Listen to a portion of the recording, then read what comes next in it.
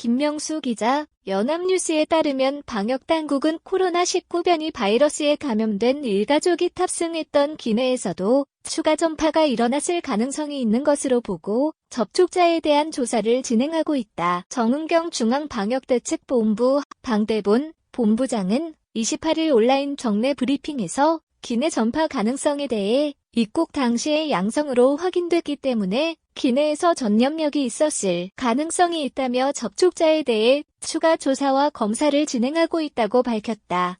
정 본부장은 대부분 해외 입국자는 모두 시설 등에서 자가격리를 하고 있고 입국 후 3일 안에 검사를 받기 때문에 동승한 승객에 대해서는 기본적인 검역과 방역 체계 내에서 관리가 되는 상황이라며 승무원에 대해서는 추가적인 접촉자 조사와 검사를 진행하고 있다고 설명했다. 그는 이어 변이 바이러스가 확인된 가족은 지난 22일 입국해 공항 검사 과정에서 확인돼 격리시설로 바로 이동했기 때문에 지역사회 노출은 최소화됐을 것이라며 대부분은 방역수칙을 준수하는 관리체계 하에 움직인 것으로 판단한다고 덧붙였다. 앞서 영국 런던에 거주하던 일가족 4명이 입국했는데 이 가운데 3명이 변이 바이러스에 감염된 것으로 확인됐다. 확진자 3명 중 19세 미만 자녀가 2명, 30대 이상 부모가 1명이다. 이들은 현재 발열 등 일부 코로나19 증상이 있는 것으로 알려졌다. 이 일가족과 별개로 지난달 8일과 이달 13일 영국에서 입국한 경기 고양시 일가족 4명도 확진 판정을 받아 현재 변이 바이러스 감염 여부에 대한 정밀 검사가 진행 중이다. 이 일가족 중 80대 1명이 26일 사후 확진 판정을 받았고 가족 3명도 잇따라 확진 판정을 받았다.